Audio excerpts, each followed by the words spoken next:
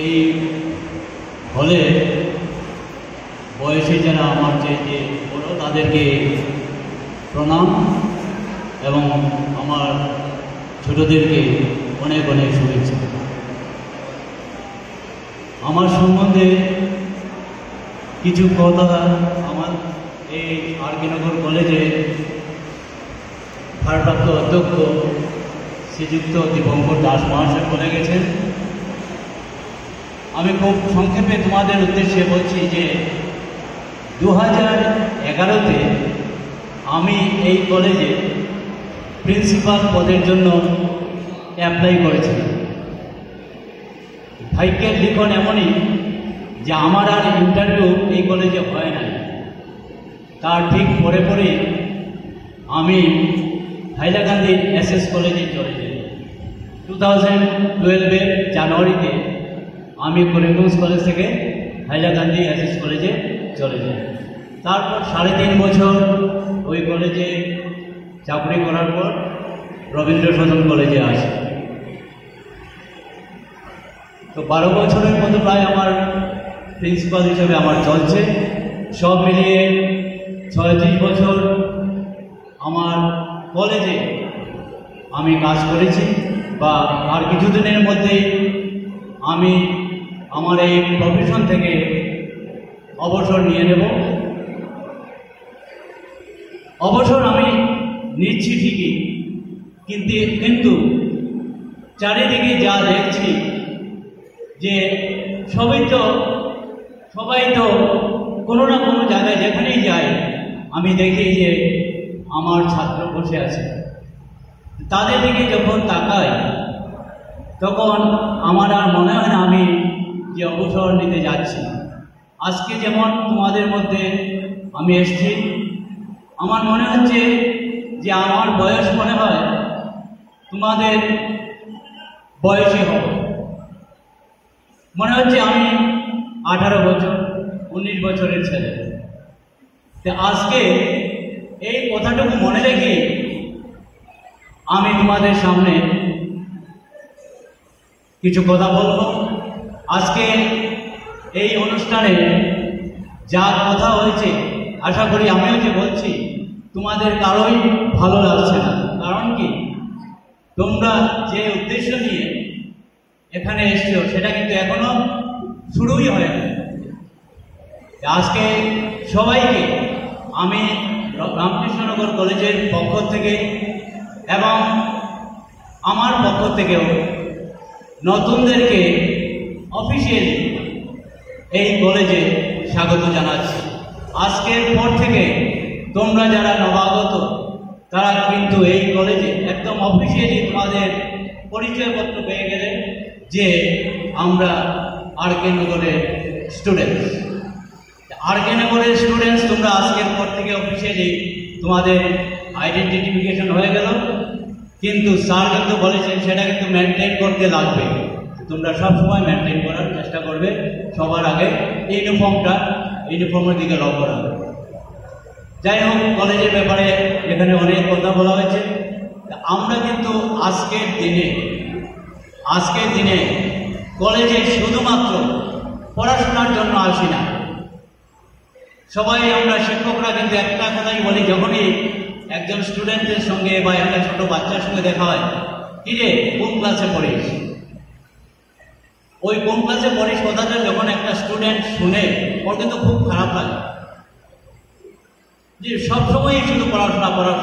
নিজের ছেলেমেয়েদেরকেও আমরা সবসময় পড়াশোনার কথাই বলি, কিন্তু না, আজকের দিনে আমরা যখন কোনো এডুকেশনাল ইনস্টিটিউশনে যাই শুধু পড়াশোনার মধ্যে নিজেকে সীমাবদ্ধ আমরা রাখি না, এবং সীমাবদ্ধ রাখা উচিত নয়। আমাদেরকে সম্পূর্ণ একজন মানুষ হতে হবে, এবং সম্পূর্ণভাবে মানুষ হতে গেলে যা যা কোয়ালিটি দরকার এই সব কোয়ালিটি এই এডুকেশনাল ইনস্টিটিউশনের মারফতে তোমরা অর্জন করার চেষ্টা করবে, এবং বসে আছেন এখানে তোমাদেরকে দেবার জন্য সেই কোয়ালিটিগুলোকে তোমাদের মধ্যে সুপ্ত অবস্থায় লুকানো অবস্থায় যে কোয়ালিটিগুলো আছে সেই কোয়ালিটিগুলো বের করার দায়িত্ব কিন্তু এখানে যারা বসে আছেন বা তোমাদের শিক্ষক মণ্ডলী যারা আছেন তাদের কিন্তু সেই দায়িত্ব এবং কর্তব্য। কাজেই আজকের দিনে নতুন একটা কনসেপ্ট বেরিয়েছে, তোমরা হয়তো নাম শুনেছ কিনা, ছোট ক্লাস থেকে শুরু হয়ে গেছে কিন্তু আজকে 3 বছরে পা দিয়েছে সরকারের পক্ষ থেকে, সেটা শুরু হয়েছে আসামে। সেটার নাম হচ্ছে আরোহণ প্রকল্প। নাম শুনেছ কিনা জানি না, সেটা আরোহণ প্রকল্প, কিন্তু আসল নামটা হচ্ছে মেন্টর মেন্টি স্কিম। মেন্টর এবং মেন্টি স্কিম, কলেজেও মেন্টর মেন্টি স্কিম আছে। এই মেন্টর হচ্ছে একজন শিক্ষক আর মেন্টি হচ্ছে একজন ছাত্র। মেন্টর মেন্টি স্কিমের মধ্যে যে কথাবার্তাগুলো হবে সেগুলো কিন্তু শুধুমাত্র পড়াশোনা না। আমি যে বললাম মেন্টর মেন্টি স্কিমটা কি, এখানে হচ্ছে একজন মেন্টরের দায়িত্ব তোমাকে সব দিক দিয়ে উন্নত করো। তাহলে বুঝতেই পারছো, তোমার যদি কোনো অসুবিধা হয়, বাড়ির থেকে কেন আসছো না, হয়তো অসুবিধা হতে পারে, তুমি অসুস্থ, তোমার ফাইন্যান্সিয়ালি তোমার সেই ধরনের তোমার সুযোগ সুবিধা নেই, পড়াশোনাতে অসুবিধা হচ্ছে, বাড়ির পরিবেশ খারাপ, তার জন্য তুমি আসতে পারছো না, সবগুলো দেখার দায়িত্ব কিন্তু এই মেন্টর। বুঝা গেল? কাজেই আজকের দিনে একজন শিক্ষক শুধুমাত্র নিজেকে ক্লাসের মধ্যে সীমাবদ্ধ রাখার উনার কিন্তু কথা নয়, উনি কিন্তু সেই ক্লাস থেকে বেরিয়ে তোমাদের মধ্যে কিন্তু ছড়িয়ে যাবে, তোমাদের মধ্যে সব সময় থাকবে। তাহলে প্রতিটা মুহূর্তে মনে রাখবে যে আমি একজন মেন্টি এবং আমি যে কোনো ব্যাপারে যখনই আমার অসুবিধা হবে আমি আমার মেন্টরকে খবর দেব। ওই মেন্টর কিন্তু আমার একজন দিক নির্দেশক, উনি একটা দিক দেখিয়ে দেবে। ঠিক আছে? এইভাবে নিজেকে উন্নত করার চেষ্টা করবে। আমি যা বললাম, আর যদি বেশি বলি তাহলে তোমাদের কিন্তু আজকে এই অনুষ্ঠান কিন্তু নষ্ট হয়ে যাবে, অনেক দেরি হয়ে গেছে। কাজে তোমরা এই কথাবার্তার বাইরে আজকে নতুনদেরকে, পুরাতন যারা এই কলেজে 3rd সেমেস্টারে আছে, 5th সেমেস্টারে আছে, তারা তোমাদেরকে অফিসিয়ালি বরণ করে নিয়েছে। আমরাও আরকেনগরের কলেজের পক্ষ থেকে, আমিও এই কলেজের এই মুহূর্তে আছি, আমরা সবাই তোমাদেরকে বরণ করে নিয়েছি অফিসিয়ালি। কাজে তোমরা কিন্তু আরকেনগর কলেজের স্টুডেন্টস হয়ে গেল। যাই হোক, আজকের দিনে আমাদের এই বক্তৃতার পালা শেষ, কারণ আমার বক্তব্য শেষ হওয়ার পর আর কারো বক্তব্য নেই। কাজে আমি মনে করি তোমাদের যে দ্বিতীয় পর্ব, সেই দ্বিতীয় পর্বের সূচনাটা আমি করে যাই, কারণ আমার প্রিয় ছাত্র রাহুল মহাশয় তোমাদেরকে বলেছেন যে কালচারের ব্যাপারে মানে আপনি শুরু করে যান, এই ধরনের একটা কথা এসছে।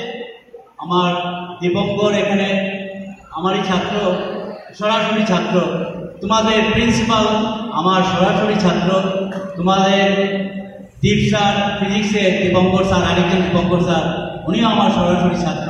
কাজেই এরা দুজন থাকলে আরও ভালো লাগতো এই কলেজে। আজকে ওনারা গৌহাটিতে, আমি সবার প্রতি থাকলো অনেক অনেক শুভেচ্ছা। এই কলেজ কিছুদিন আগে তোমাদের ন্যাক পিআরটি এসে গেছে, অ্যাসেসমেন্ট করে গেছে, আমাদের সামনেই আছে। আমি আশা করব এই কলেজ দিনে দিনে আরও অনেক বেশি উন্নত হোক সব দিক দিয়ে। এবং আমার শেষ ইচ্ছাটুকু এটাই থাকবে যে তোমাদের যে কলেজ একটা মডেল হিসাবে, একটা মডেল কলেজের হিসাবে আসামের মধ্যে চিহ্নিত হোক, যে মডেল কলেজের দিকে তাকিয়ে সবাই বলবে যে আরকেনগর কলেজের মতো একটা কলেজ যদি আমাদের হতো, আরকেনগর কলেজের শিক্ষকদের মতো আমরা যদি শিক্ষকদের পেতাম, আরকেনগর কলেজের ছাত্রছাত্রীদের মতো আমরা যদি হতে পারতাম। এই ধরনের কনসেপ্ট, এই ধরনের তোমাদের মধ্য থেকে যেন বেরিয়ে আসে এবং আগামীতে তোমরা একটা মডেল কলেজ হিসেবে যাতে স্বীকৃতি পাও, সেই আশাটুকু রেখে আমার বক্তব্যের পালা শেষ করছি। আর আমি কিন্তু সেই যে গান বাজনা সেইগুলো কিন্তু করি না, আমি আমার স্টুডেন্টসদেরকে উৎসাহিত করার চেষ্টা করি। আমি শুধু গান বাজনা না, আমি আর্ম রেসলিংও কলেজে থাকার সময় ছাত্রাবস্থায় আর্ম রেসলিংও চ্যাম্পিয়ন ছিলাম, ব্যাডমিন্টনও যথেষ্ট খেলেছি, আমার ছাত্রদেরকে নিয়ে ফুটবলও খেলেছি।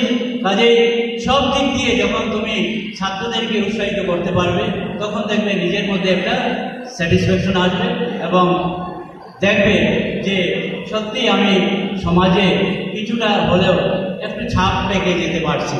এবং যদি ছাপ রেখে যেতে পারো তাহলে কিন্তু তোমার কিন্তু সেই যে রিকগনিশনটা সারা জীবন থাকবে। আর যদি কলেজের মধ্যেই শুধু চললাম ধরলাম, সে সমাজে কিন্তু আমার ছাপ পড়লো না, তাহলে কিন্তু হবে না। আমাদের সবাই মিলে এই কলেজকে রক্ষা করতে লাগবে। এই কলেজটা হচ্ছে আর.কে. নগরের সমাজের একটা প্রাণকেন্দ্র। কাজেই আর.কে. নগর কলেজের যদি কোনো দুর্নাম হয়, সমস্ত আর.কে. নগরের দুর্নাম হবে, সেদিকে কিন্তু লক্ষ্য রাখবে। সবাই মিলে একাকার হয়ে এই কলেজকে আমরা সবাই এক হয়ে কলেজকে সব দিক দিয়ে উন্নত করব। আবারও বলছি, একটা মডেল কলেজ করার আমরা চেষ্টা করব, যাকে দেখে আমরা সবাই বলবো যে এই কলেজের মতো আমরা হতে চাই। ঠিক আছে, সবাইকে অনেক অনেক ধন্যবাদ আমাকে এখানে কিছু বলার সুযোগ করে দেওয়ার জন্য।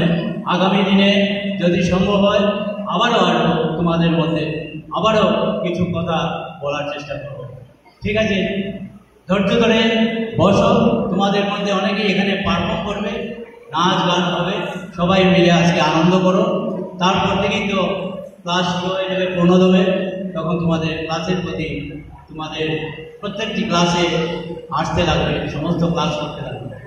যাই হোক, আমি আমার বক্তব্য এখানে শেষ করলাম। আর যদি মোবাইলের কানেকশন হয় আমি দেখি, তাহলে তোমাদেরকে দুটি গান শোনাবো। দেখি আগে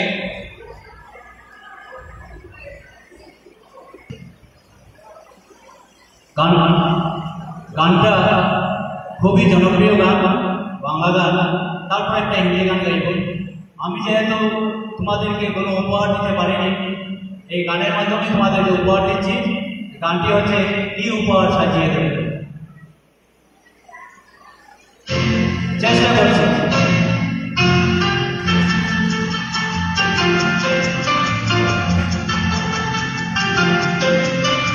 কি উপহার সাজিয়ে দেব,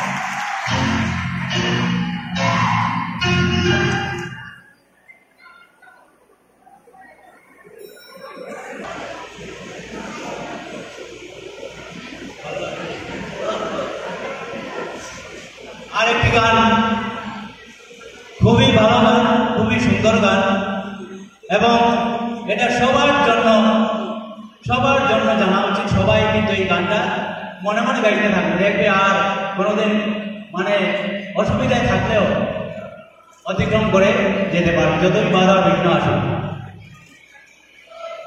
গানটি হচ্ছে মিস্টার ইন্ডিয়ার গান। সবাই একটু সহযোগিতা করবে।